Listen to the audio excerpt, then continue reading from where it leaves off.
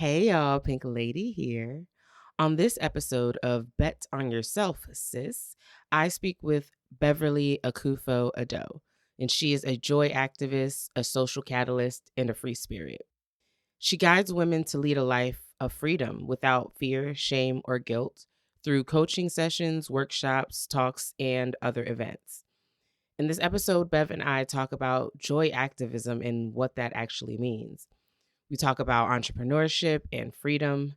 We talk about being bold and making bravery a part of your DNA. We talk about seeing opportunities where others see obstacles, building confidence and community, embracing authenticity, navigating rejection, and the importance of research in business. Bev gives us some essential advice for entrepreneurs, and she talks about her new podcast. So make sure you check out the show notes because the information is there. This was really another amazing guest. And after this episode, if you don't feel like you can go out and conquer the world, then you need to listen again. Bet on yourself, sis. You've got the goal. Confidence and style. Let your power show. Bev, oh my gosh, I'm so excited to have this conversation with you. Thank you so much for joining me on the podcast. Ladies, listeners, everybody out there listening to the podcast, this is going to be a good one, so just get ready. I have Bev Akufo-Addo with me today, and we're going to have a great conversation because Bev is coming. I'm so happy because when I reached out to her, Bev told me, like, I don't know if I'm a good fit because I did go back into full-time work, and like she's doing her entrepreneurship thing on the side, and she has like a lot of things going on. And I'm just like, yes, that's great because I want to hear from that perspective too. Like, I think full-time work is a huge piece of the entrepreneurship journey, right? Like when I'm talking to entrepreneurs, a lot of times they either started in full-time work, right, full-time work for other people and then like dived into the entrepreneurship journey, or they had to do full-time work along some part of their journey just to like make up for you got to make money, right? So Right. I'm so excited to hear your perspective. I'm so excited to talk all about that. But please first, I got a little ahead of myself because I'm really excited today. Please, Bev, tell the people who you are, what you do. You are a joy activist, a social catalyst, and a free spirit. Please. I love that. So please talk more about it. Thank you. And thank you for having me on, Jazz. I'm super excited. As you said, joy activist. And I believe that everybody can have their own tool of resistance or of activism when you want to be able to make that change that you're passionate about. Yeah. For me, it's super important to be able to create my own joy, be proactive with it, and not waiting for circumstances or things to feel perfect and feel right before I, in turn, am happy. And not just that, but being able to help and support, encourage so many other women, especially on that journey too, because we have so many societal expectations. I'm somebody who I don't want to have my own children, but all through the years, I've heard it from friends or family or other people around me about why don't you want to do that? Oh, you're never going to have a fulfilled life. You're not going to be as happy if you don't have kids in your life. So it always feels like I've got to fight to have my joy, to preserve it, protect it, and to keep on building on it. Social catalyst because I love to bring people together, conversations, and a free spirit. Just because I am interested in this thing today does not mean I will necessarily only follow that one path, and that's fine. Yeah. So being able to embrace that and really embody what that is for myself, whilst still leading other women to that freedom, whatever it looks like or feels like for them. Yes, yes, yes. I love, oh my gosh, love a lot of what you said. I want to go back to you said you're making a choice, right, to not have children. And Yeah. oh my gosh, all over social media, all over in my family too. Like you just hear it all the time. It's like, well, why don't you want to have kids? And then you get the answers of like, well, maybe she can't have kids, maybe blah blah blah, maybe there's something wrong there. Mhm. Like all of these answers, and I always think, but what if she just doesn't want kids? Right? Right. Like, why can't it be okay for somebody to just not want to have kids, right? And especially a woman, right? Like, why can't we Yeah. just want to not have kids? Exactly, and then there comes connotations or associations like, oh, do you know what? Not everybody's nurturing, or not everybody feels that. And it's like, hold on, just because I don't want to doesn't mean that I'm not a nurturing person. I still Right. love kids. It's just that I don't want to be able to have that commitment all through my life. And I think sometimes people can find it difficult to understand that you still love little ones and want to be around them. Like, I love being an auntie and, godmother and everything like that, but it does not mean that I'm not a nurturing person. So yeah, there's lots of different nuances to it. Yeah, absolutely. It's so funny because I never wanted kids. I'm still on the Mm, fence. I'm like, kids for me is a compromise for my partner because my partner yeah, is down that like he wants a child. yeah, And for I love sure. him. I want to be with him. That's part Yeah, that I like I have accepted that as part of the package, hmm, right? But I for never sure. wanted to have kids before my partner. And people would Yeah. always like, oh, like, well, are you okay? Like, is it because you can't have kids, or like, is it because you've been single for Mm, so long? Because I was single for a long time. Like all the things, right? You hear, and it's like, girl, like I just you don't. hear them I all. don't want that commitment. Just like I've never heard like another woman say that, and I'm so glad to hear you say that and have this conversation because it's like, yeah, I've never wanted the commitment, and I have nieces and nephews. I love Yeah. them. I love being around kids. I love teaching kids. Like it's Yeah, not that. for I just sure. don't want to, I never wanted to have kids. And that's Yeah. okay. That's the point. Exactly. And not to feel shame or guilt, Right. judgment, or embarrassment with your choice. Right. Because everybody in this life is trying to figure things out and what works for them and Absolutely. what doesn't. So the last thing you want to do is make a decision for yourself and then feel like this whole cloud or weight of guilt, or trying to whisper what Mhm. your answer without other people hearing Mhm. loudly. Yep. Yeah. Yeah, for sure. I love that. You also talked about not waiting for things to feel perfect. And something that I Mm, talk about a lot is how a lot of women, especially Black women, feel stuck, right? Like yeah. we feel like this is the life and we just got to live with it, right? Like we can't make decisions. And that's Mm, why entrepreneurship is so important to me. You talked mm. about the freedom aspect, right? Like freedom, like freedom to choose, right? Freedom Yes. to build the life that you want. Um, Yeah. so yeah, not waiting for things to be perfect because things ain't never gonna be perfect until you make them whatever is perfect for you, right? So Exactly. You feel it. I love that you said that. Yes, yes. So let's talk about more like what does being an entrepreneur mean to you? Mm. We'll start with what I thought it was first and what I think it is now. Yes, yes. Right. Perfect. So beforehand, before I went into that space, I thought I am going to create an empire. Mm, Being an entrepreneur means that I will have the freedom to be able to set my own rates, my own prices, where I work, when I work, and the clients that I work with, who I choose to and who I don't, and just build this whole empire. And it's going to have this, this, this, and this, and this. Okay.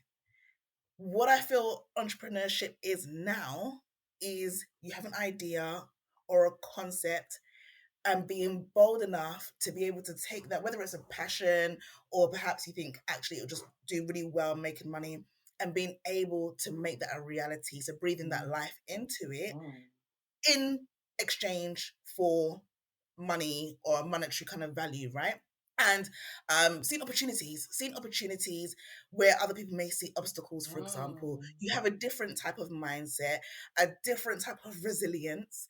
And the reason why that changed from me from when I first, before I got into it to now, is that you don't have to necessarily be the next Amazon to be an entrepreneur. You don't have to be the next Facebook. It's all well and good. And I'm not saying not to have those ambitions or goals, but also not to feel defeated or like you failed if you didn't reach that. The sheer fact that you're able to say, you might be doing it on the side, so it could be like more of a side hustle or like a full-time thing, but to be able to take that and say, yep, I'm going to run with it, do my research, put it out to the market, test it, take it back, scale it up. Whoa, that takes a whole bunch of skills Yes. that you don't even realize a lot of the time. So for me, that's what entrepreneurship looks like. Yes. Yes, I the word bold has been jumping out at me a lot this year, I've Mm. noticed. Can you talk a Mm. little bit about what it means to be bold, and especially for Black women, especially for entrepreneurs, like what does that really mean and how can we be more bold? Yeah, I would say being bold, courage, and visibility. Mm, Now, visibility doesn't mean you have to be front and center on the biggest stage in the world. But even if you're in a meeting, an online meeting, perhaps you might be the person to raise your hand, your virtual hand on Zoom to ask a question. Everything in you could be shaking, could be telling you no, could be telling you that's a dumb question to ask, who's going to listen. But that boldness is having the audacity to say, and what? And so what? yeah. I still deserve to be able to ask this question or to be able to be visible. So for me, again, it's like the activism, right? Especially for a Black woman, when you are throwing so many things at you and you're expected to be a certain way. You're just expected to be a certain way. It's like, actually, no, I'm gonna still go forward and do that particular thing or take that opportunity or put myself forward for that award or for that panel, whatever it may be. Different things with different people. But I think having that boldness is being able to be like, yeah, I feel like I'm gonna throw up. I need to, Yeah. but I still need to go forward with that. And it's often doing the thing that maybe lots of other people won't do. Mhm. But what I've noticed from being bold is that you then have entry to more, right? Mm. Because as you're going, let's just say it's like a pyramid kind of dimension. And let's say that there's 1,000 people and perhaps 600 people are here. They get a job offer and they're here, they accepted the offer. Then you get the next 250 people who perhaps may negotiate an extra £1,000 on top of that when they get the offer. But then you have those towards the top that are being bold, that are thinking, well, surely I can't just come and ask for an extra £10,000 on top of this. I can't go and do this because I may not get the job. I may lose it to somebody else. Mhm. That boldness is being able to put those voices on mute and saying, I'm going to build a case, present myself confidently, be visible. And by doing that, you're in a much stronger position. So that's essentially what it means and looks like to me. Yeah, yeah, yeah, yeah. I love that. Can you maybe tell us about a time that you had those feelings and you're like, oh, I shouldn't be doing this. I feel like I'm about to throw up. I'm going to pass out, but you did it anyway. And, and how you felt afterward. How long do we have for this podcast? Because there are so many times. I know There you are could so probably go on forever. um, I'll pick I'll pick one that jumps out to me though. And I had been asked, so I'd written an article about that's a whole different conversation about my burnout almost turned me blind because of the stress and I Mm, almost lost my eyesight. So I'd written an article for a well-known magazine called Stylist, and even that it was me reaching out to the editor through Twitter, now X, and putting myself forward and pitching that story. mm, So I did that, went through, got paid for that as well as, and that was kind of it, right? But then I said, okay, now I've got that in there, but now how do I want to work with you guys in mm, terms of my services? So I reached out and said, hey, thank you so much for featuring me. It was a fantastic pleasure to write in there. I'm happy to write other articles. However, what's happening in like your offices, I'd like to be able to offer these types of services to your employees. mm. And they kind of came back to me with, oh, we're not sure, we'll see who to talk to. And I'm like, that's kind of like wishy-washy. I don't want to leave it right here. But what I did was made sure I kept in touch with three key people. Mm. And then they had an opportunity coming up where they were working with Google. And because I'd kept in touch with them over the weeks, they said that I was the first person that came to their mind when it talked about confidence and burnout and Mm. being able to do things that other people aren't doing. So when they asked me and they said, okay, it's in partnership with Google, I was just like, oh my gosh. I said I wanted to work with your team. Google. Wow. Right. And it was going to be an event at like a hotel type of venue, and it was just sounded really great. And then I saw who else was on the panel and what they'd achieved, and I thought, yeah, but I didn't mean this. This wasn't what I necessarily thought, because what they've done compared to myself. But I said, actually, if I've been able to get that article in to loads of readers, and they then come to me and say they wanted to reach out to me immediately, that's enough for me. And I've already gotten those relationships, those key things that I wanted to say. So be bold, go on stage, speak your story, because sometimes we may think, oh, but that person has worked with this number of organizations or that number of clients, but everybody's story is invaluable. You can't put a monetary figure on that. And then I thought, if there are people in the audience who can relate to this, and by connecting to it, they're able to go and change their trajectory, then who am I to say you're not good enough to speak your story? That's my own truth. I'm not lying. So it was that then helped. And then I got another series of bookings from that. But being able to fight that comparison, that self-comparison that eats a lot of us up. And it's hard to completely avoid it. You hear it in conversations, you see it in the social media, you see it in traditional media, it'll be in our own voices, everywhere it's around. So that's why I say the joy activism, because it's a fight. I don't want it to sound really negative, but it's something that we have to be active with every single day. Oh my gosh, that's such a great that is a great story. Like, that is a great story to tell people to be bold, to bet on yourself. Bet on yourself, right? Because Bet on that yourself. I'm sure you had no idea what this would have become, right? Like, you're like, no, I just wanted to work with y'all. Like, I didn't think of this big, right? Working with Google. And then it turned into this amazing thing. And then you got more things because of that. But it was all just because you made the choice to be bold and step out of your comfort zone, to take up space, to do something like that. Yeah, it's crazy. And I mean, not everybody may have a faith or be spiritual or whatever, but for those who do believe in a higher power, divine universe, whatever, that increased my boldness, especially over the past year, because I'm like, damn, I've been designed, I've been created. And when you connect it to your, like, what you want to do. So for me, I am so passionate about women really taking up space and going for things where self-doubt may have previously limited them, right? So I'm like, okay, this is what I want to do. I leave it to God, higher power, spirit, divine, to be able to tell me, all right, these are the ways and the place that I need to be able to position you in. Sometimes I may think it's going to look like this, and other times they may be like, yeah, but I need you to reach that corner over there. And over here, you may not know how every step you're going to take, but I've got you. And I believe that when someone has an idea, when an entrepreneur has an idea, if you stay connected, especially to that source where you got it, because where does it come out from? I didn't get the idea to start a podcast called Bet On Yourself, sis. You did. There's a reason why that gift is with you, Jazz.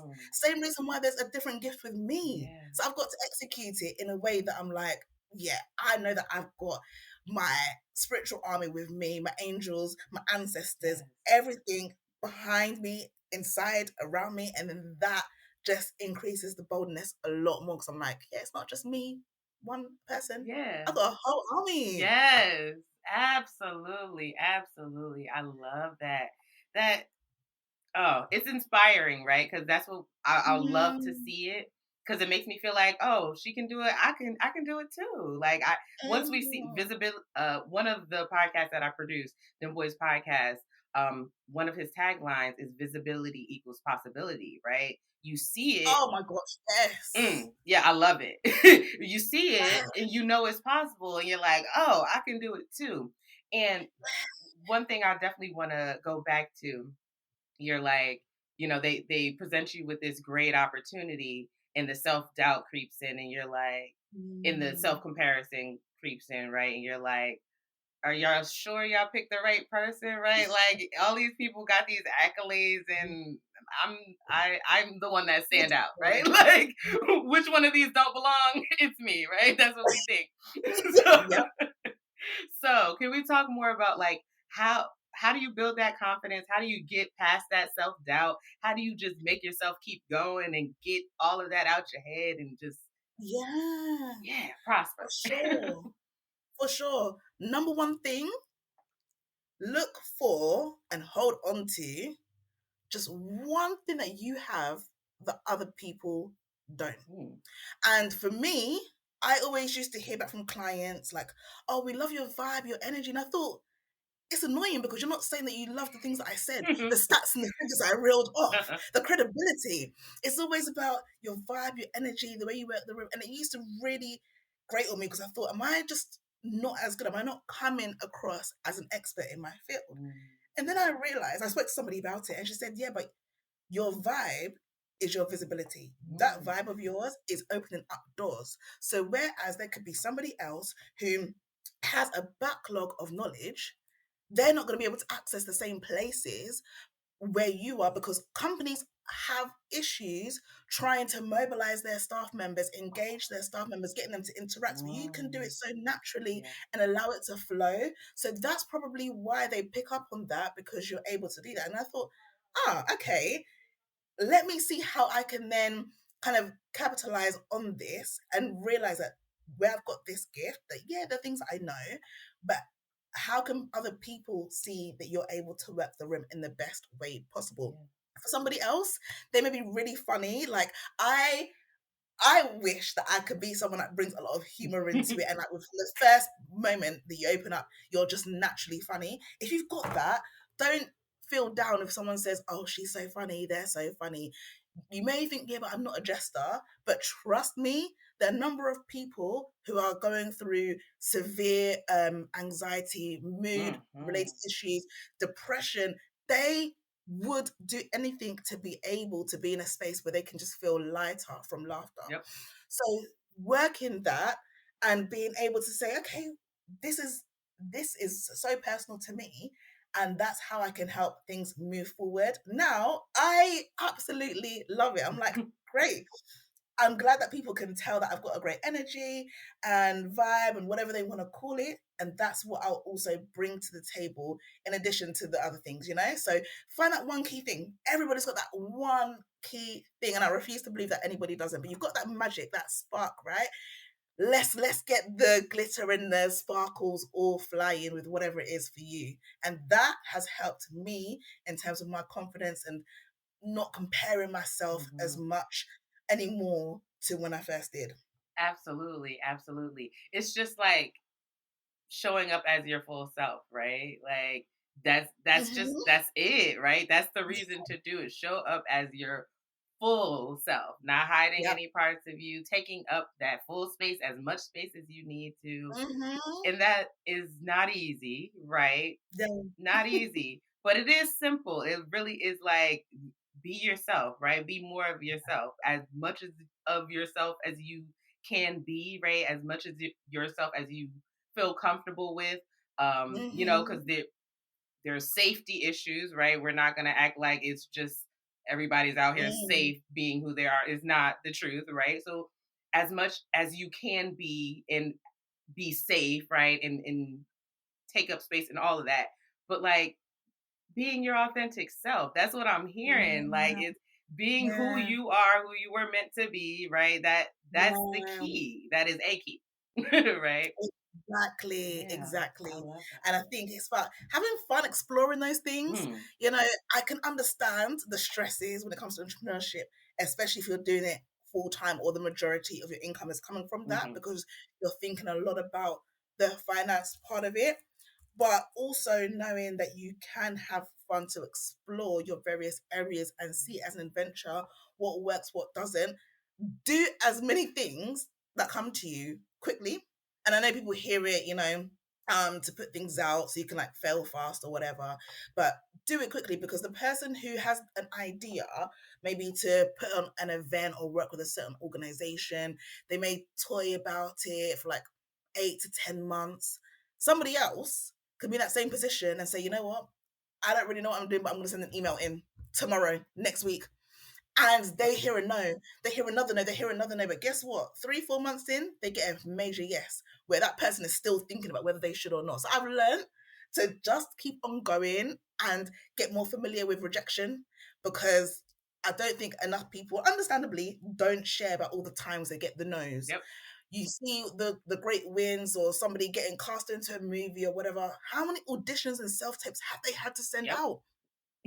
How many commercials are you trying to apply for, or modeling opportunities, whatever it is? But someone will see you on an ad or in L'Oreal and think, oh, that's amazing. Yeah, but they've been having to do hundreds of self-tapes or auditions to be able to get to that point. So it's definitely tough. But if you really believe in what it is you're going for and you rock with it, then it's like, okay, cool. Against all odds, like you said, safety is a huge thing, and you don't want to put yourself in a compromising situation, or one where you're being really trolled and there's online bullying or things like that. So I think they are important things to think about. But with that, thinking about various avenues of who your support system is, to be able to soundboard things with, have a well-being type of thing in place. So yeah, I don't think that it's the easiest thing, but I think that it's doable. Absolutely. Absolutely. I want to go back to a few things that you said. First thing I want to talk about Yeah. is this idea of like overnight success, right? Because we know it's not real. That doesn't actually exist. It doesn't happen like Mm. that. The people Yeah. that we think have these overnight successes, or, that seem to have overnight success, they've been working. They've Yeah. been putting in that time. They've been doing it. We are just now Yeah. seeing the fruits, right? They've been planting the seeds, and now we're able to see the trees and the fruits and all that stuff. Mm-hmm. But it's important to note that like it's not overnight. It does not happen overnight. People have been putting in that work. It's like when you said, there's the one person that is thinking about the idea, right? They've been planning, they've been thinking about it, they've been talking to people about it or whatever for Mm-hmm. months. And then it's the other person that they sent the email out, and that sometimes the first time is a yes, right? Yep. Sometimes that does happen, right? For But, sure. maybe the event wasn't as good as it could have been, right? Like you had a lot of Mhm. things happen at the event that you didn't plan for, right? Or you Yep. didn't know about, or like things like that. But that Yep. second time, that next year when you do the event, right? Because you Mhm. failed in all these different ways, right? And we're just Yep. using that word fail because I think a lot of people resonate, Yeah. unfortunately, with the word fail.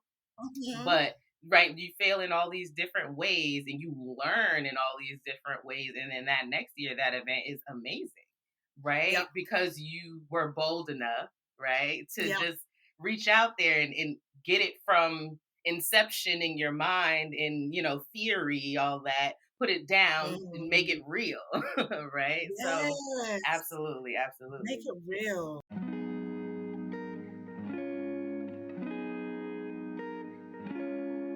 Hey y'all, Pink Lady here.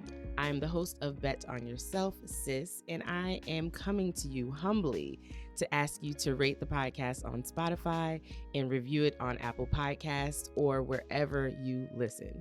You know the algorithms, they love attention, right? They love ratings and reviews. So the more a podcast has, the more it will be suggested by the apps.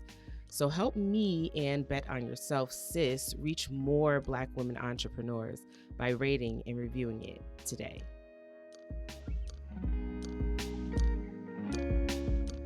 Before you said about like entrepreneurs see opportunities where a lot of other people see obstacles. I really love that.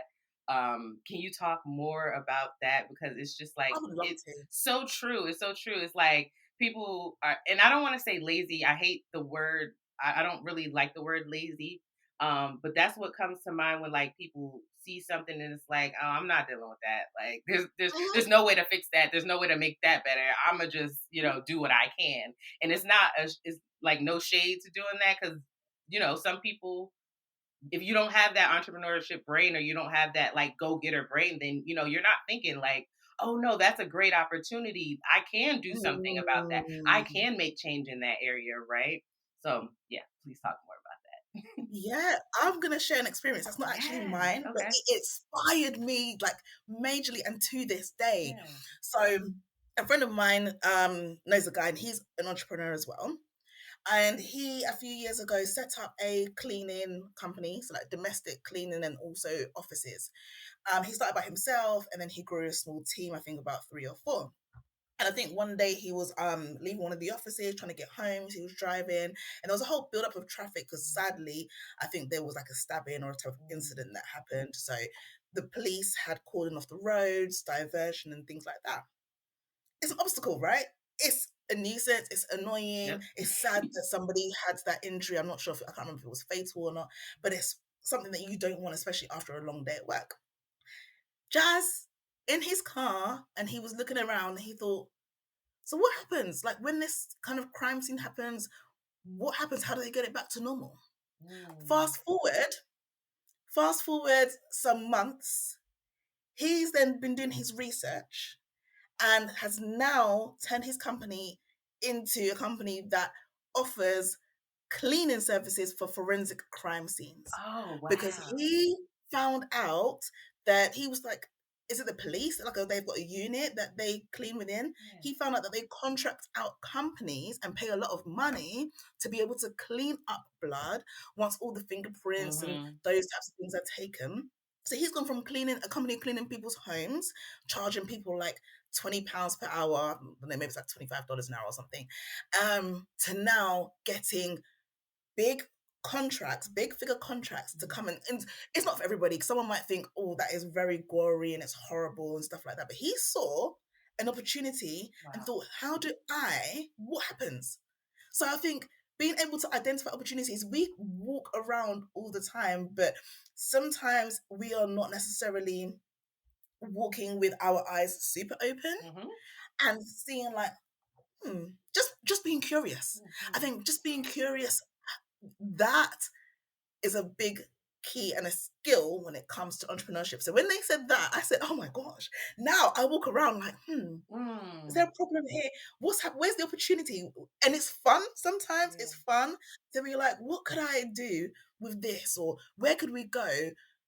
And maybe I might be able to plug that gap. So I was super, super inspired because I thought never would I see a crime scene and think, how do they clean that up? What? Never. It's so interesting to see how people's minds work, though. It's so cool to me. Right? It's funny. I was in the car with my partner the other day, and he kept saying things. He kept talking about things that were like way ahead of us, and I'm just like, I said to him, like, Mm. "Damn, you notice so much. Like, how do you even notice these things that are happening?" Now he was driving, and I wasn't driving, so I think that's Okay. important to note, right? Because like he's driving, so of course he's more aware of what's going on, but Yes. still, the things that he was seeing were like 4 or 5 blocks Wow. up, and I'm like, "But how?" Again, I'm not driving and I still like I'm trying to look just like how are you noticing these things?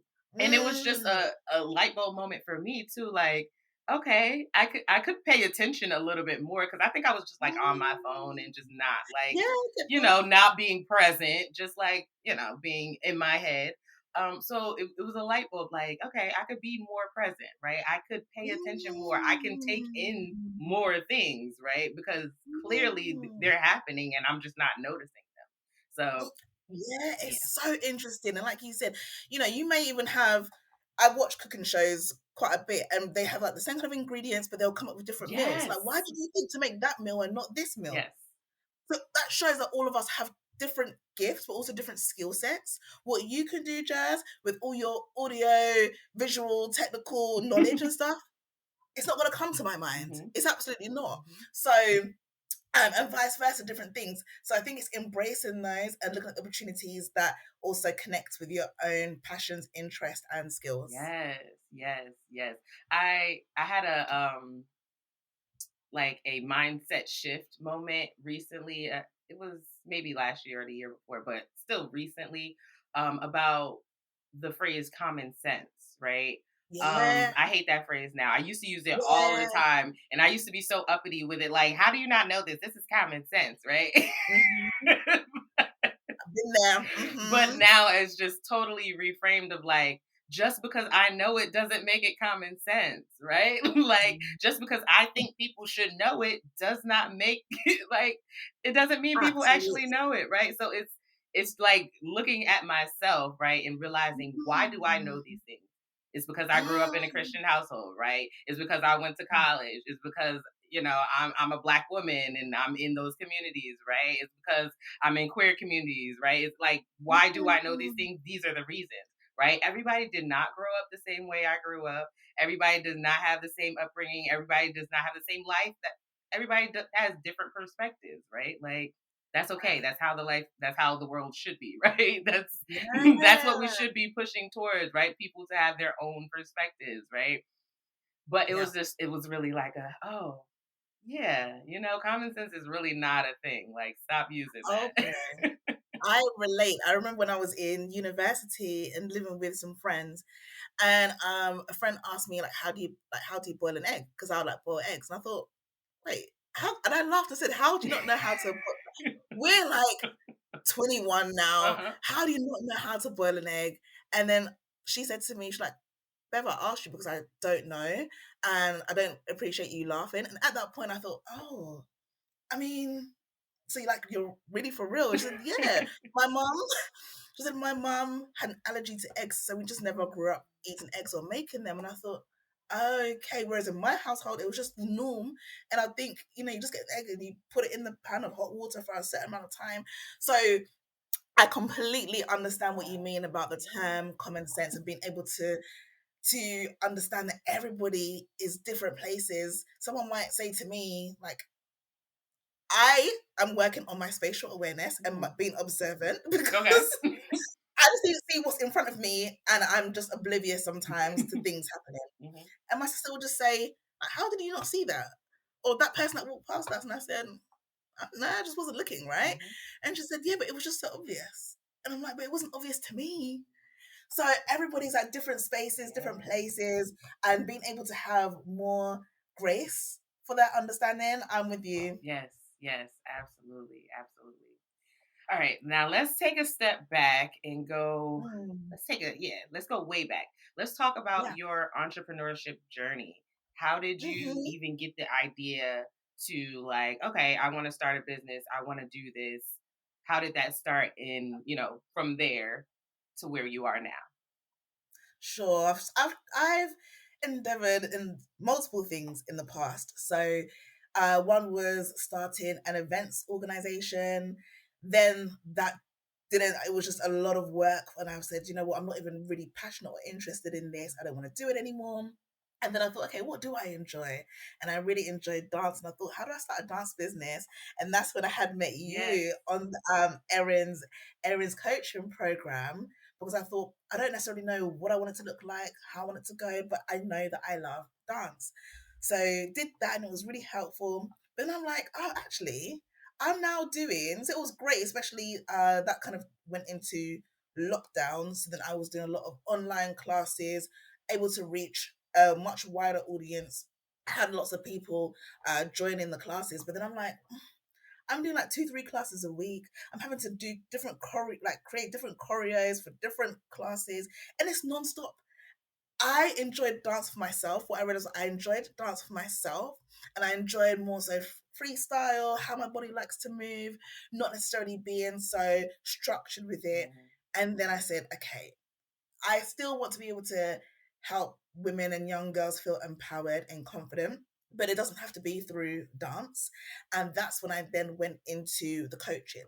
So supporting women with their confidence in their careers, their businesses, and general life.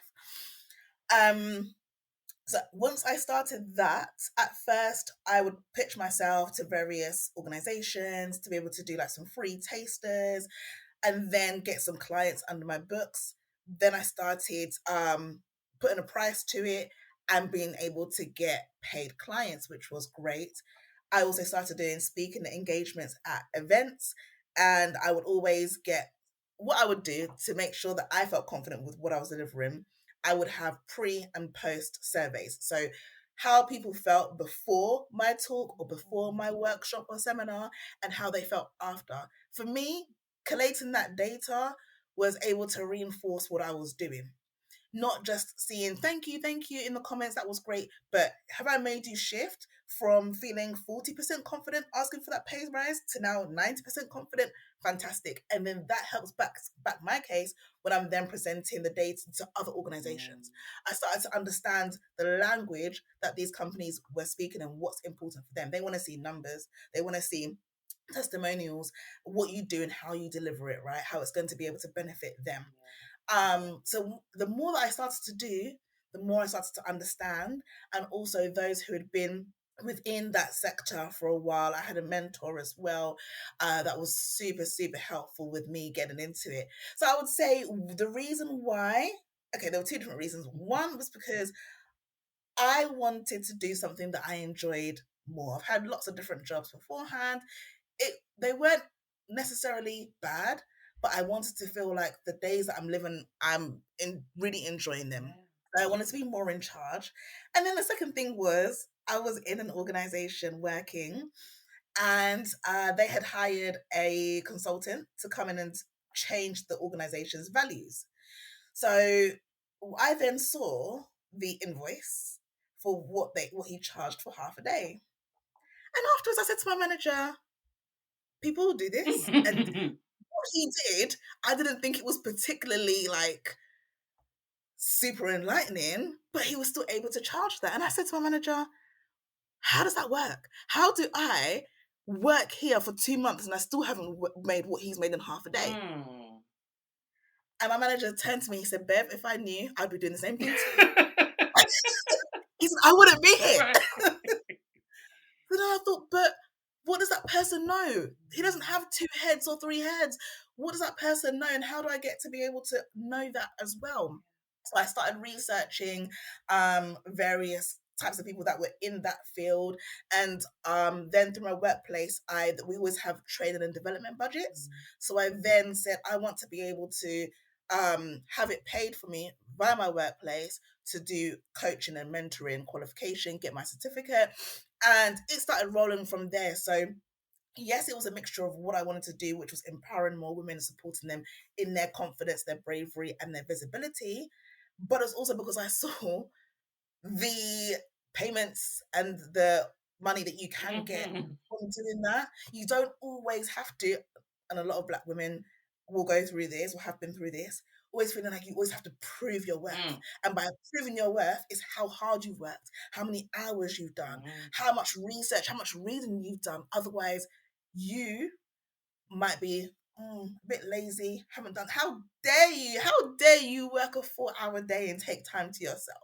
You're telling me that you're not working 2 jobs, providing for the family, raising your children, struggling with everything, right? And still trying to show up, sorry. So I said no, because there are people that aren't doing that and they're still earning a lot of money. So those are the 2 things that led me into entrepreneurship. Yes. I love that you said, like, you saw that amount on that invoice. It was like, okay, because a lot of the times we feel so guilty and so shameful about like trying to make more money. And like I know a lot of, I mean, people in general, but my community is Black women entrepreneurs. So that's who the conversation is with a lot of the time, right? So I know a lot of us struggle with like raising our prices, with even charging at all. It's like, like it's a hard thing for us. So can you talk about like how you didn't feel that? I don't know if you felt the shame and you just worked through it, or okay, I'm like, you probably felt maybe a little bit of shame and just had to work through it. It was like, well, this is what I'm gonna do, because we live in these societies where we gotta make money, right? Like we have to make money. So please talk a little bit about that. I'm gonna start with when I beforehand was doing the dance. And I think when I was doing the online classes, I would charge people around £7 each, right? To be able to join a 1-hour dance session. And then when I then got to the studio, it would be like £10. You pay your £10 for the hour, come in, whatever. And then I got an opportunity to deliver a dance session at a corporate organization. And then I asked them, okay, how many people do you think are gonna come to the event? And I think they said about 15 people. So then in my head, I was like, okay, cool. So 15 times 10, that's £150. And I said, okay, that's gonna be £150 for me to come in and do that. And then they said, oh, that's like very, very generous of you.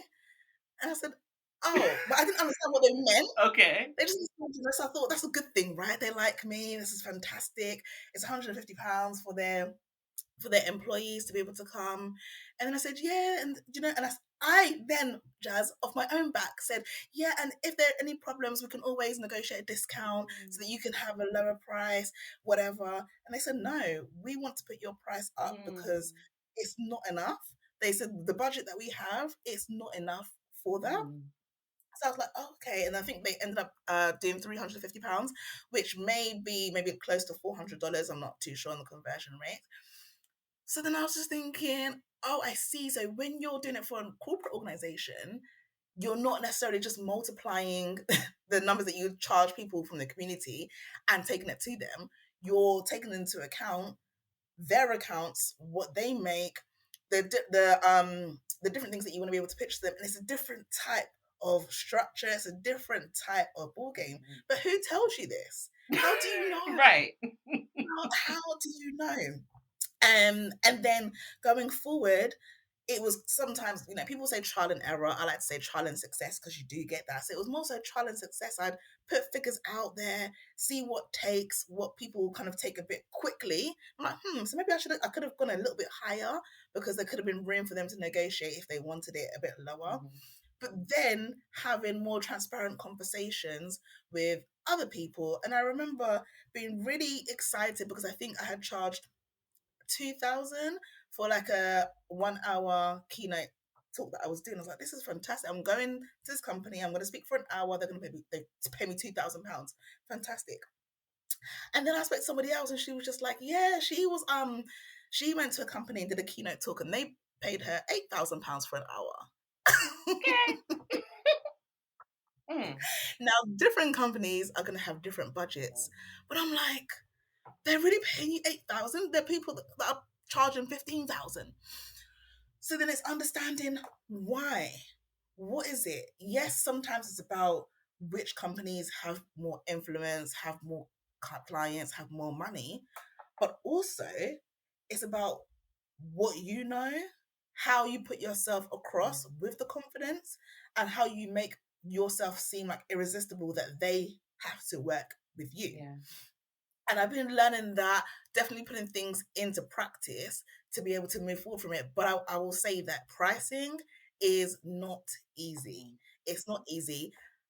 The flip side to that is a lot of people will say, today's price isn't yesterday's price. Because once you have worked on your skills, you don't want to be charging a lower amount when you can be charging more. But I do definitely want to say, because I think I often see on TikTok and Instagram, and a lot of hairstylists will get slack because they're charging very, very expensive prices, but people don't necessarily feel that they're getting the value for what that's worth. So sometimes you have to definitely make sure that you are providing that value that is fair, but you are making sure that you're not below the market rate. If you do some research, because I would do research and say, okay, what's the market rate for a speaker going into a school? What's the market rate for a speaker going into a corporation or a university? You kind of see benchmark figures, and you start to understand what to charge. I know that some people have products. It's a lot easier to see products because you can type in any product and see what the kind of figures are. When it comes to services, it's a little bit more up in the air, but keep going and then you'll start to find your sweet spot. Yeah. I love that you have said research a lot in this conversation. And I think that's very important because we're not just going off of feelings, right? Like, and then the pre and post surveys, right? Like that's research too. That's research that you chose to do on your own that, for your audience that was listening to you. I think that is brilliant because that is exactly like whatever you want to know about the impact that you're having. That's the information right there. And I think research is super important, right? Because we do have those fail moments. I'm saying fail in air quotes, y'all. Those moments where we don't reach the goal or we don't get the thing that we need, right? So we do have those moments. And we need to understand why. And the research, the Mm. surveys, the information is there, right? We just have to seek it out. We have to figure that out. Otherwise, we are just dealing off of emotion. We're just moving off of emotion. We're just like, oh, those people didn't like me, so I won't do that ever again. Right? Yeah. So yeah, Yeah. research is super important. I love that you've been bringing it up. Do you want to talk more about like maybe how you do research or why Yeah. you do so much research? Or yeah, absolutely. Yeah, so exactly what you said in terms of the why, because it builds that case for you, not only going off of feelings. But when we say research, sometimes you might feel like, okay, I need to read a whole thesis, and that's what my research is. Oh my gosh, doing polls on your Instagram stories, that's getting data. Anything that you're able to collect people's responses is research and data. And I run a community called Women Who Dare, and it's to be able to empower various women in terms of feeling more confident and brave in their life's endeavors. Now, for a while, I was thinking, "Oh, this is not working. They don't like this. I'm gonna stop it. Blah blah blah." Because I was doing more so online sessions. I'll do like a power hour online or come and do this or whatever. And I'm just thinking, hold on, the turnout is getting lower and lower. What's going on? The conversations and the interactions in the group chats, it's just like the buzz has gone. So I'm gonna just stop this. I was so close to shutting it down. And I thought, no, let me find out what they actually want. Because I'm providing this thinking this is what you should come to, but is this working with your lifestyle, what you want? And what I found out is that they want to be able to foster other connections a lot more with people, but through in-person events. Okay. So when I was still operating in terms of the online things, they want to be able to do in-person events. And I said, what's the frequency you want to do? How much are you looking to spend? Getting all of this. And we've got about 150 women in that group. So it was helpful, just simple polls, which it's not asking for too much, because when you do a questionnaire and it's got like 30 different questions, it's going to put people off. So simple things, making it conversational. And as a result of that, I put it into action. That was last month that I did that. So then now commencing the in-person events from next month. Set it up. We've got people who are joining it, people talking about it, saying they're excited for it. And I was like, so this was what it was. I just didn't know what you guys wanted. I thought I had the answer. But what you're looking for is to be able to have that in-person community feel as well. And by doing this, because I can come and talk to you and give you tips and tools on what to do that improves your courage and your confidence outside of your comfort zone, but then they still have to take that step and do it, which is frightening. But hey, if we go to this thing together and we're in person, you're able to action it as we're going along. So everything is a learning journey, and involve people in that journey. Involve them and say, hey, I need to know if you like what you guys want, what you're thinking, what you're feeling. And then you're able to get a much better consensus. So research can be from conversations. You might ask me a question, I might ask you a question. It could be focus groups or those little polls. Or it can be saying, I need to find out nationally in the US, in Canada, in South America, in the UK, in London, what's going on for 18 to 28-year-old women, and where can I be to bridge that gap? So there are all different types of research, but I think once you start making it more of a habit, then you're able to say, I understand that. Yeah. And it helps your conversations a lot more as well. So you naturally start to say things and people would say, oh, I didn't know that. That's really interesting. Great. You think it's interesting, other people will as well. Yes. Getting it from like theory to practice, right? Like that is, oh man, Yeah. exactly it. And I think that Love what that. you do, you must be doing, like you've got the opportunity to speak to so many different wonderful people that are doing things right. So you're engaging in conversation. All research. Yes, absolutely. It's All with the research. people that I want to serve, right? Like I want to serve Black women Yes. entrepreneurs, queer people. That's who I talk to. Yes. So absolutely, it's Exactly. all research. And so you may have like that one question, you asked me, what is it that got me into entrepreneurship? You might have that as something for all your guests. And then by the end of something, you can say, hey, you know what? I've spoken to 40 women. There's a recurring theme or pattern of this, this, and this. So this is why I've created this service. Absolutely. And those who I've done research with beforehand, before I started the coaching program, and when I got the package together, I said, you know what? Thank you for taking part in this. I've now created this. Would you be interested in going ahead? I'll discount it so that you can be one of the people that I'm starting it with. But I want to make sure that we solve this together. Yeah. And I was able to get clients that way too, right? So it's all fun. There are stressful times. There are times that I want to throw my laptop out of the window and my phone. I'm like, but at the end of the day, you know that you've done it before. You can do it again. Absolutely. Absolutely.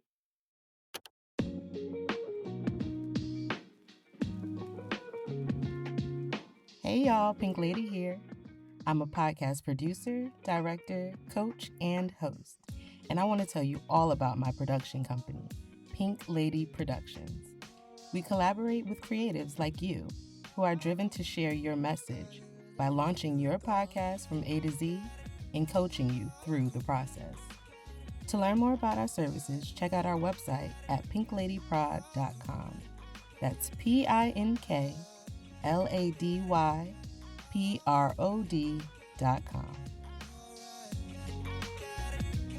So, just under 2 years ago is when I went back into full-time employment. And the reason for me doing that was because I had reached overwhelm.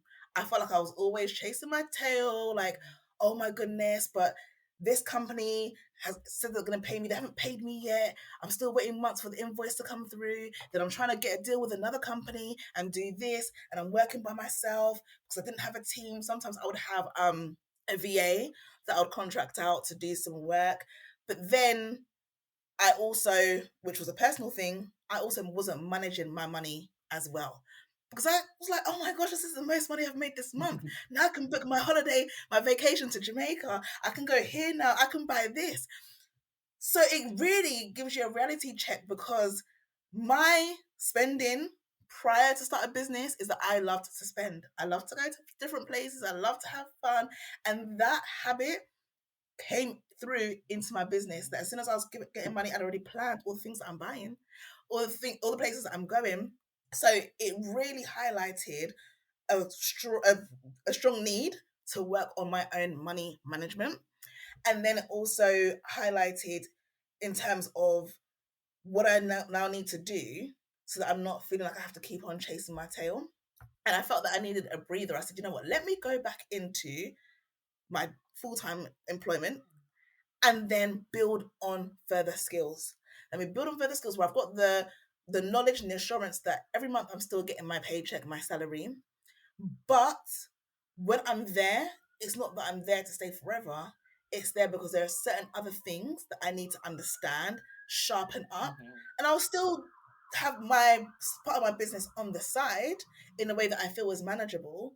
But I knew that now, for me to get to the next level where I wanted to be able to get to, I wanted to be able to go back into that full-time work, get the finances looking healthy again. And one thing that I always say to entrepreneurs is, if you do want to go into it, never feel like you're stuck. So if you do feel like, actually, this isn't for me, and I want to be able to have a part-time job or a full-time role, you're not stuck. And never feel ashamed of your decisions either. Don't let someone make you feel that, oh, didn't that small little business do anything for you? Is that why you've had to go back to work? Oh, so you couldn't stay committed to it? Oh yeah, I knew. I did tell you so. I did tell you that wasn't going to work. Nah. First of all, be careful who you share certain things with. Yes. I do believe that you should have at least one or two people to be able to share with. But be careful who you do want to share things with. But never make anybody ever make you feel ashamed, wrong, or guilty for a decision that you have gone with for entrepreneurship or employment. Yeah. Everybody needs to do the best for themselves. So that's what I've been doing. Right now, I'm in a new role that I'm absolutely loving. It's within learning and development. But now I get to use software to build tools to help design e-learning courses. Now, if I decided that I wanted to do this myself, I'd have to invest a whole lot of money in the software. I'd have to teach myself how to do it. Now I'm around experts who know. I don't have to pay for this, but I'm adding this to my own skill set. So when Yes. I am wanting to then say, do you know what, this is a new service. There are a lot of people who want to be able to create their own courses. I now know how to do that, how to build it quickly, the best way to be able to get conversion and engagement and completion on that. And this is one of the best person for it. So go in with a plan. Don't feel that you're there and that's it forever. If you want to continue, of course, working in full-time employment, that's not a problem at all. But I think these things are so personal that you don't want to compare yourself and you don't want anyone to basically shit on what your decision is, because it's your decision. Absolutely. It's your life. It's your choice. Absolutely. We talk about freedom, right? Like freedom to choose. It Exactly. is your choice. Absolutely. It's your choice. We talked about pricing, right? And I think something that absolutely helped me when I'm thinking about raising my prices is the investment that I put into me, into my business, right? Because that's a lot of the reasons why I need to raise my pricing is because I want to continue to invest in myself, right? Yes. And then a key that I learned, oh my gosh, and I learned this last year at the Afros and Audios conference. I will uh, tag it in the share notes. Don't worry, because it was another light bulb moment for me, and it's like if we would have just known this all along, it would have helped us, right? But about about like corporate budgets and like organizational budgets, right? I did not know that when they're budgeting for 5 years, right, they're including in that budget an increase for services, right? They're including, even Yes. though we may not be including, right, like a raise in our budget, right? It's already included. Whether you get the raise or not, it's already included in their budget.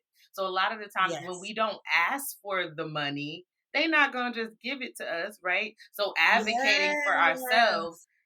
Yeah. it became so much easier when I learned that, advocating for myself, because it's like, oh, y'all already planned for it, so let me just get that because y'all got the money. Right? Because it's not like I'm thinking Exactly. about putting more stress on my community, like, because that may be a Mm-hmm. reason, right? Like we don't want to raise prices. No, I don't got to worry about that. They already have it budgeted. They already have the money for it. Just give me my coin. So I hope that Exactly. helps. I hope that helps any Exactly. listeners who are like on the fence. You're working with an organization and you're like, they're a nonprofit organization. They really don't have money. Trust me, it's budgeted into their expenses already. So just advocate for yourself. Exactly. And they would rather give that to you Right. than to have to replace you if you decide that you want to leave Right. and then have to retrain somebody. All the resources that goes into that is better off for them financially and their profits to be able to keep you and be able to give, if it's not the exact figure that you want, close to it. Right. Absolutely. Absolutely. So thank you for talking about that. Thank you for highlighting it. I love these conversations, especially when Absolutely. it's money and Black women speaking more about money. Yes, yes, because that is a thing, right? Transparency in talking about it. Because I remember back in the day, people did not talk about how much they made. It's like it was super No, secret. You don't talk. It was like about like who you vote for. It was a conversation right, like that, right? Like before, when people didn't talk about who they voted for. yes, But exactly. nowadays people are being a lot more open with what they make, with their failures, right? With the no's that they get. That is what we Mm, need, so we don't feel so mm, alone. What you talked about in your mm. business, in the community, right? Women feeling these ways, but feeling like we're the only one because we don't get to have these conversations. We don't get to talk about Yeah, these things, right? So it's so important to talk about them so we don't feel like we're the only one. So we know there's a yes, whole community of all of us. We feeling this way. So what we all gonna do about it together? You know, it's empowering. 1,000%. In just about everything that you talked about in a lot of the businesses, and even from me seeing like the businesses that you've created over the years, you always talk about empowering women and empowerment and confidence, right? Empowering women and building confidence. Please talk about like Mm, why that is important to you. Why is it important to the world, for everyone, right? And why that is something that you always come back to. Yeah, it's so close to my heart. One, I am a woman myself, so I can relate to a lot of the experiences a lot more.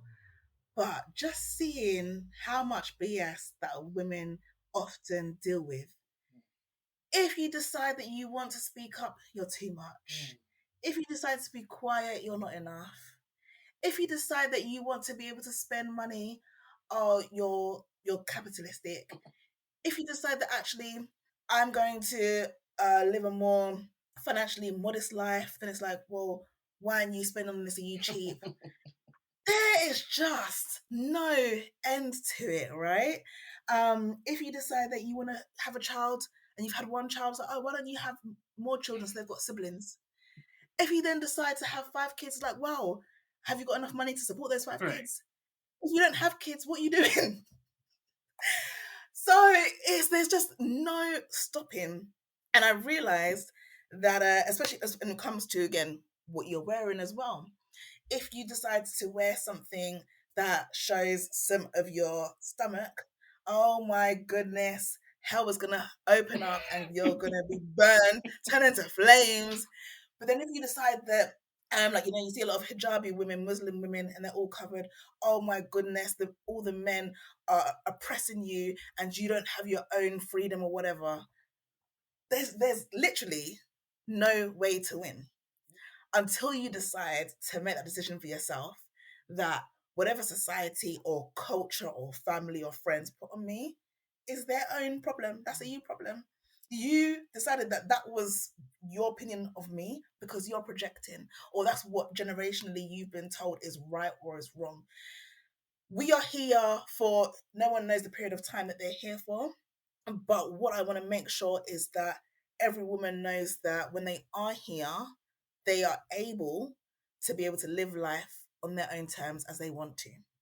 So, sis, if you want to be able to have 3 kids or no kids, you want to get married, you don't want to get married, you are queer, you're not queer, you want to have your hair in locks and afro, whatever it is, it's a beautiful thing when it comes from you and your own decision.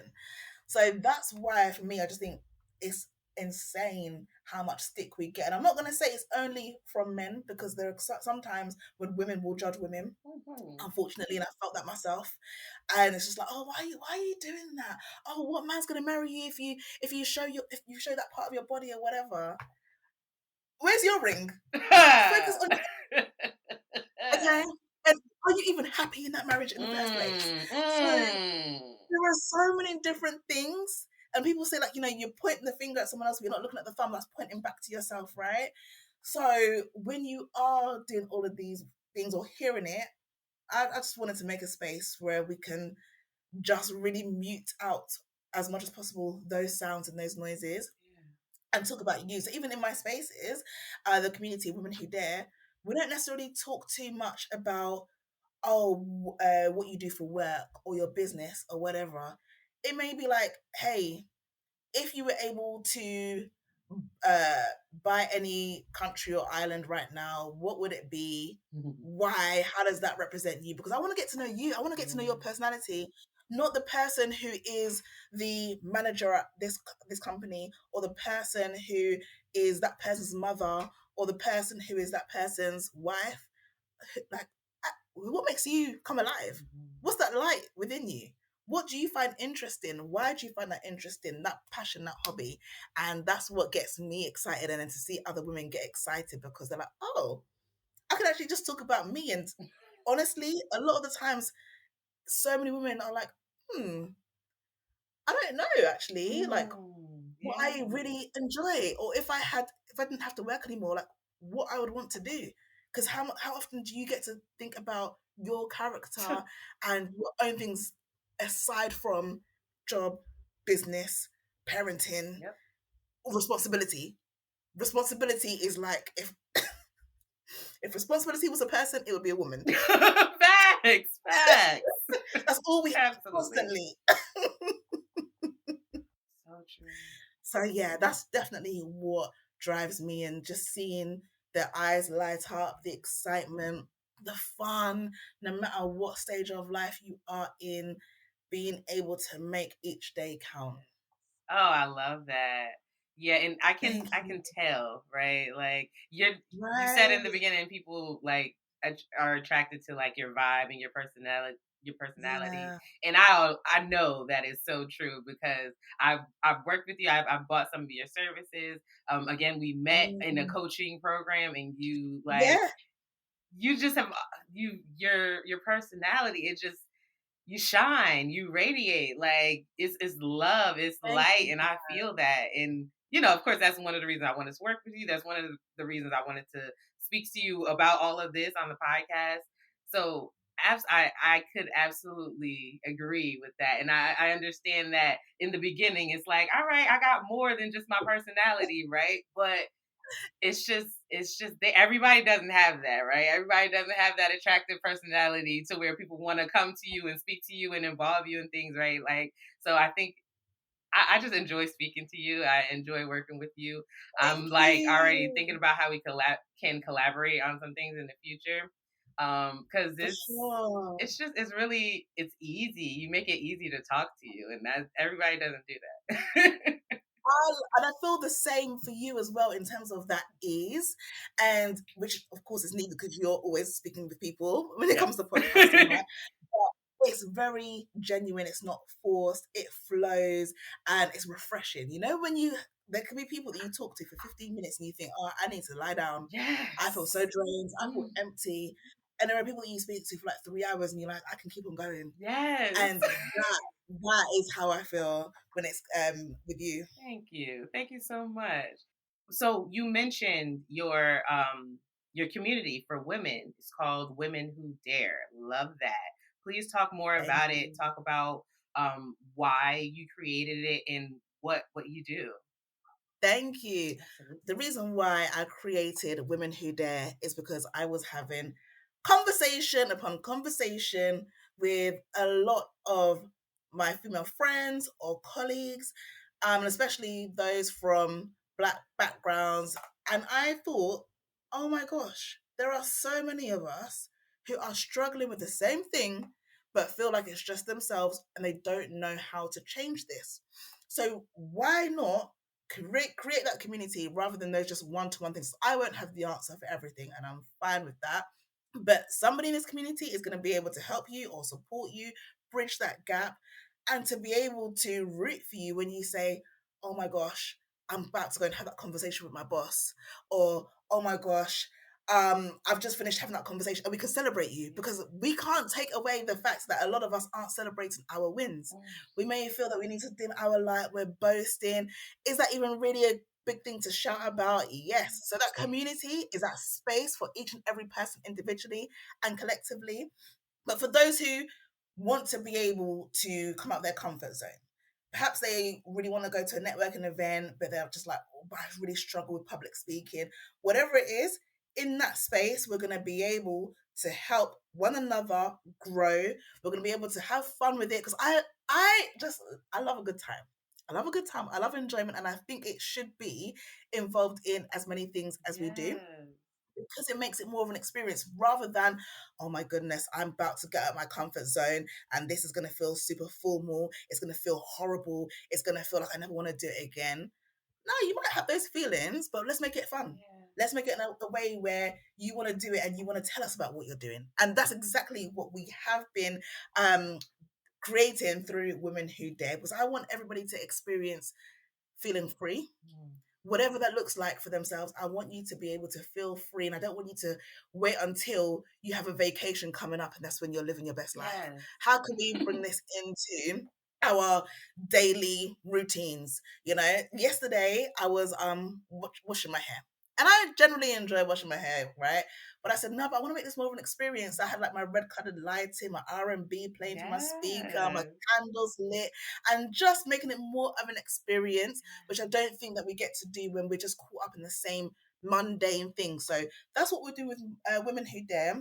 And we'll be doing monthly events now where women can come together, explore things that they've not done before. And it's people from their 20s to their 60s are in this community. So if you thought, oh my gosh, I'm too old to start skateboarding, no, you're not.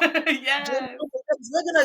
We're gonna go and do that. If you thought that, oh, but I'm too quiet to go and sing on stage for a karaoke event.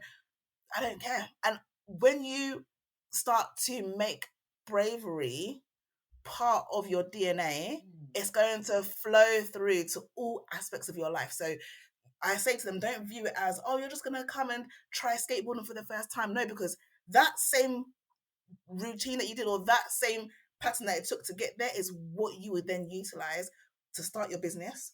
Is what you would then utilize to go to a networking event. It's the same formula. But what we're doing is now inserting it in various aspects of your life. And it can be so simple. It can be so simple, but unfortunately with society and its complexities, it's made it feel like sometimes it's unattainable when it's really not. But I think when you've got each other in your corner, you're like, I'm going to go do this, and I'm going to do that, and I'm going to go and do that as well. Mm-hmm. Oh my gosh, you said make bravery a part of your DNA. That needs to be on a t-shirt. Like I love that. Oh my gosh, because it's so true, right? It's like a muscle. When you keep practicing it'll only get stronger, right? It'll only get easier for you to do it. Of course, that first time it's gonna be hard and you're gonna be telling yourself that you can't do it and all of these things, right? But keep doing it. You build that muscle. Oh my gosh. Love that. Yeah, absolutely. And if we also look, I mean, especially for when it comes to Black women, but if we look at the study of epigenetics, which talks about your heritage and where the genes or the way you think, your biological makeup, why things happen, where we've been in our mother's womb, and then that same egg was also in that your grandmother's womb before it evolved, there's a lot of trauma that's already in your DNA. There are things that's already embedded. So you might think, oh my gosh, but why do I feel super anxious? What have I been around? There are things historically that have been part of your makeup, and then now in society, whatever your own experiences are, or the experiences of friends or colleagues that they've told you, and now it's in your mind, or what you've watched on the news and you're seeing brutality, it all impacts us. So yes, it is that muscle, and to make that part of our DNA and our genealogy as well, because for some people they may want to have children and then pass that through your lineage. For others who don't, you're still able to have that voice, or it could be your actions or the way you smile that then helps another person in turn say, wow, I feel so warm, or that inspired me. Sometimes it's not about what you say, but it's about your energy that then allows another person to say, do you know what? I want to get up and go for a walk today. And that person may have really been dreading leaving their house for the past 10 weeks. So you never know how you may show up. Never think that, oh, I early did this or I early did that. You never know how you show up helps another person in turn, the same way how whatever someone else did helped you in some way.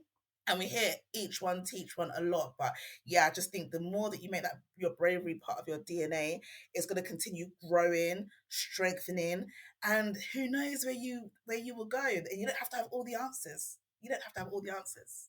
Absolutely. Oh my gosh. One thing I always say is you never know how you're going to impact people, right? So, No. right, showing up as your true self, as your full self, like that's what you're supposed to do, right? That know Absolutely. that is exactly what you are supposed to do. That's why you were created this way, because you never know what impact you're going to have on somebody else. So that's Absolutely. what you just said. That's exactly it, right? You never know, showing up That's the in this way, how that can inspire others. Oh, yeah. thing. Hmm. So true. Absolutely. So true. So, do you have any advice for entrepreneurs? You've actually given a lot of great advice over this episode, but if you have anything else specifically, like this tidbit is golden, you need it. Give it Yeah. to me. Okay, so I'm going to start off with three quick quotes and then learn from my side. So, three of my favorite quotes. One is stick to the plan, not your mood, because there are things that can annoy us and then your feelings take over. Step back, process it, that's fine, but still stick to the plan, not your mood. The second one is don't wait to see the whole staircase before you take the first step. Once you take that step, you then see the next step, the picture will become clear. And the last one is, I'm trying to get it verbatim, but I can't remember. Something along the lines of, you need to jump before the parachute can open. So there are lots of times that we want this to happen, us to float and whatever. We need to take that jump though. So it's been able to take that jump, before the parachute can open. Now, in terms of advice, I would say finances. You don't want your finances to be a concern or a worry or a burden whilst you're going into entrepreneurship. Sometimes you can feel like a rush to go straight into from your full-time work or your part-time work into full-time entrepreneurship. So do have some savings set aside. See if you've got some clients already that in the contracts they're going to pay you. So you've got financial stability coming up. And if you can, start by doing your business alongside your job so that you can run both of those simultaneously before you start seeing month after month that great, this is making me this amount of money. Because we often think that, oh, but if I'm not in the job, then that means I'm going to have so much more time to make so much more money. But time doesn't always equate to money. Yes. You can have all the time in the world and still be like, man, what's going on? But while you are in your job, make the most of your manager or director or different departments you can work in to understand the finances, understand governance, legalities, the things that we think are boring, because a lot of entrepreneurs are creative. So we're like, we've got this idea, this dream, this wish. That's fantastic. But you also have to make sure that your taxes, your paperwork, all these things, your filings, it's all correct before you start getting fines and stuff like that. So take the time to be able to understand that. And if you don't yet, YouTube. I mean, you can pay for coaches and for mentors, but for the amount of information that's available for free now on YouTube and TikTok and Instagram is phenomenal. So if you don't have the biggest of budgets, then I would say do that. It can feel like a maze sometimes in where to start because there is so much out there. But once you start to find someone who breaks it down, somebody who I really like is his name is Ali Abdul, Abdal. He is fantastic. He was, I think, a doctor or a medical scientist beforehand, and now he's an entrepreneur. He doesn't do all the technical jargon, the things that is really hard to understand. He breaks it down really simply. So I like to follow a lot of what he says. Everybody else will have their own person. But then just start with the first step. Say, you know what? I want to make one sale. What does that look like? Then give yourself another target. I want to make 3 sales now. What does that look like? Because before you go to that 100 sales, you need to understand the formula for that one sale. Document your journey, your processes, have systems in place because it will make things easier. But yeah, that's the tips that I would give at the moment, and I think can help alleviate a lot of stress and concerns when you're starting out so early. Absolutely. That is great advice. And I really like, because there is so much information out here for free. Absolutely. Like it, try that first, right? Like I would absolutely go to TikTok, go to YouTube, listen to Yes. podcasts, do all of that first, because that'll tell you like what you actually need to learn, right? Because all of Mm-hmm. this will give you like the information that you need to get started, and then you'll figure out like I need some coaching on this specific aspect, right? And Yes. then you can find a coach that helps with that specific thing. Because a lot of times Yes. I think we get turned off by coaches because we're too quick to go to coaches. We're like, Yeah. oh, I just need a business coach. And you go and find a business coach, right? But that business coach is not teaching the things that you specifically need to learn for Yes. your business. So you get turned off and you're like, no, I don't, now I don't want a business coach. Now I just want to do everything on my own. And now you're not reaping the benefits of the specific business coach that you need, right?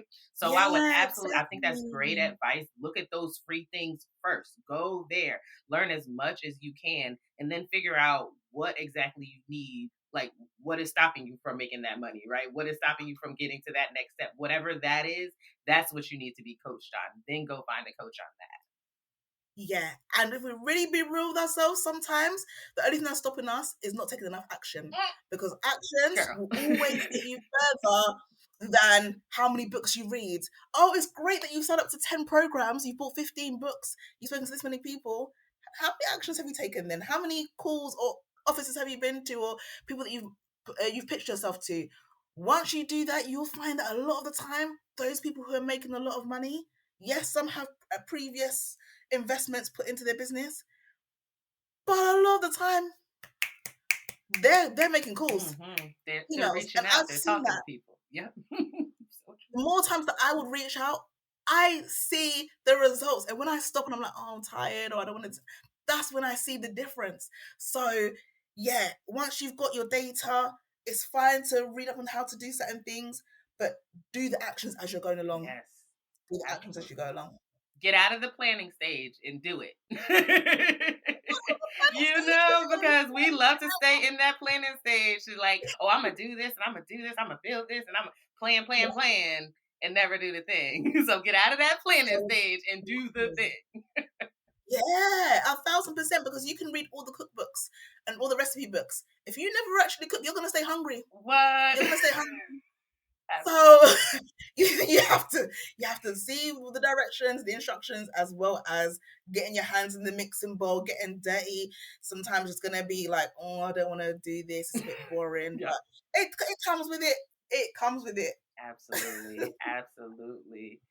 Um, So please tell us about your new podcast. It's going to be launching in June, I think you said. I want to hear all about it. Tell people what it's going to be about, what the title is, how we can listen, all of that.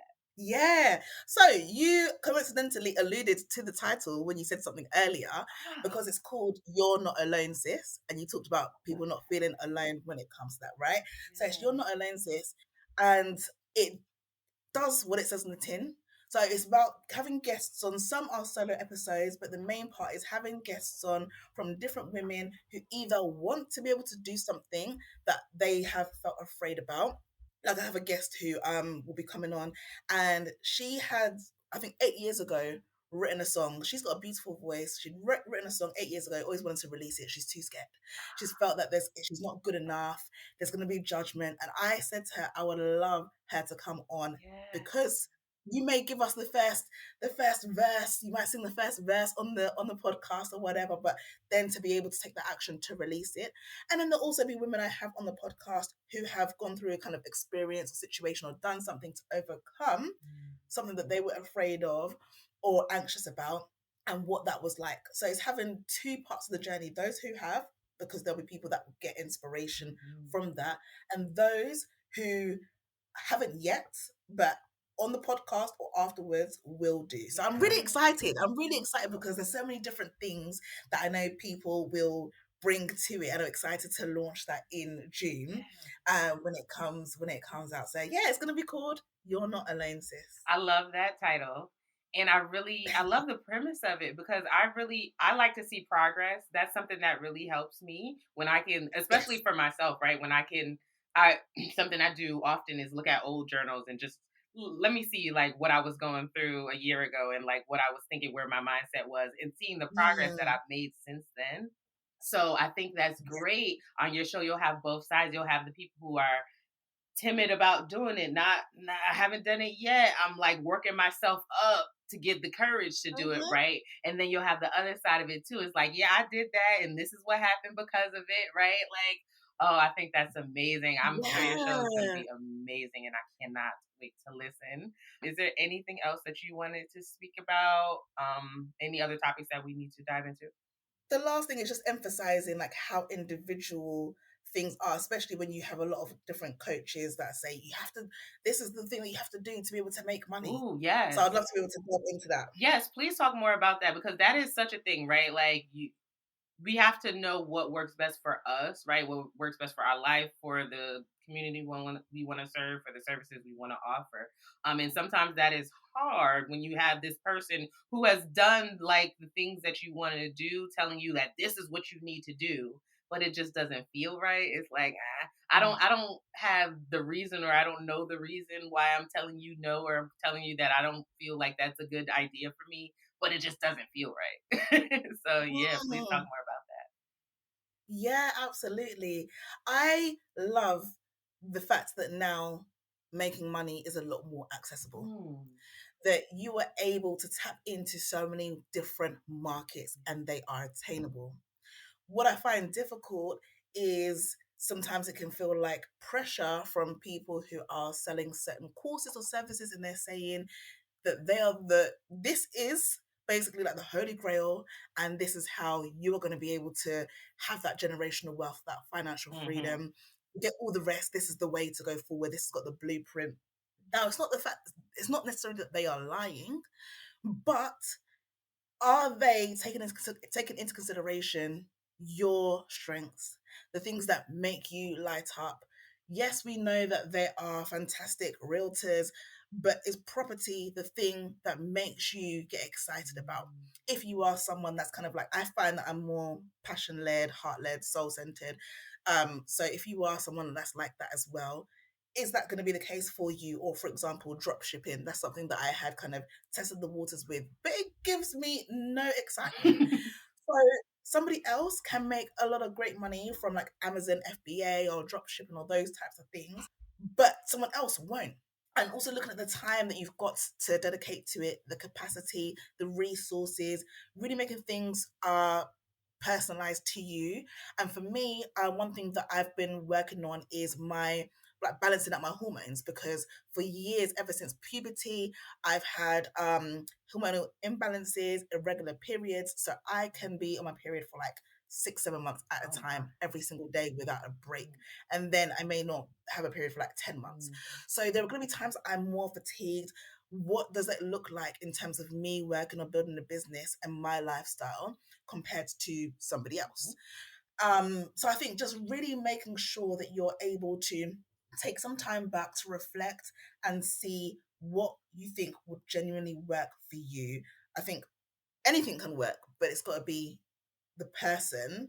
You've got to be the person that wants to really do that or is interested. Sometimes you might think that you are, like I thought I wanted to do a dance business until I realized actually I prefer dance as a hobby and not to be creating choreo every week going forward. And that's okay, because at least I explored and I said, no, gonna dial that back and then switch to something that I find manages my lifestyle, my interests a lot more. So never feel pressured. You don't want to be in a situation where you feel pressured, or that you're in a space where you feel like this is the only way that you can make a successful business. Yeah, absolutely.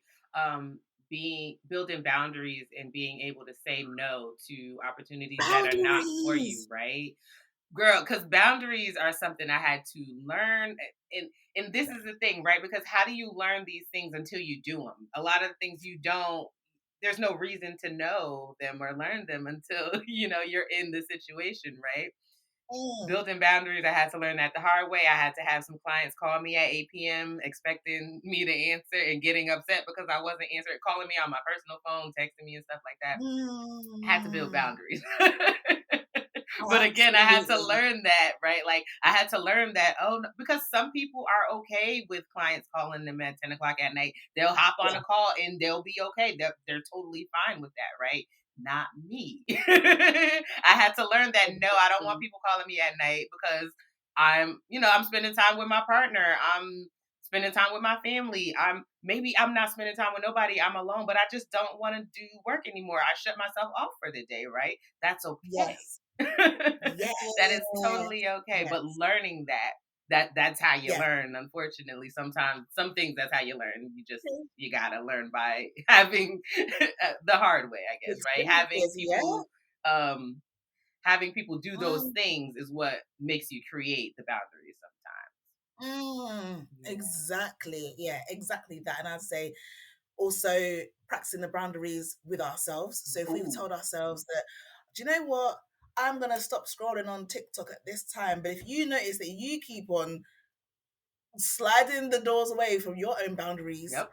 then it may be an indication that other people may try to mess around with your boundaries too. Yep. So as we're able to do that and not only set the boundaries but stick to them, then other people can understand the other boundaries that you set around yourself, that may engage with them too. Absolutely. And then the saying no to opportunities that aren't for you, right? Like everything is not for you, right? Just because it falls in your plate, falls on your timeline, right? Like it doesn't mean it's for you just because it seems like it, right? That comes with Yes, the doing your research, right? Making sure that the opportunity is for you, making sure that you're a good fit, especially when we're talking about coaches. Like if you're feeling bullied into saying yes, just imagine how you're going to feel for the rest of the time you're working with that person, right? Boy, oh boy. Okay, because I'm sure Yeah. we've all done something that we felt bullied into doing, right? And then afterwards, we're just like, oh, I did not want to do that. I regretted it. But what are we gonna do about it? We're gonna build that muscle and learn to say no so that we don't do that again, right? Exactly. Like, boundaries is one of the hardest things, but it's one of the most beautiful things once you get there. Yeah, love it. Absolutely.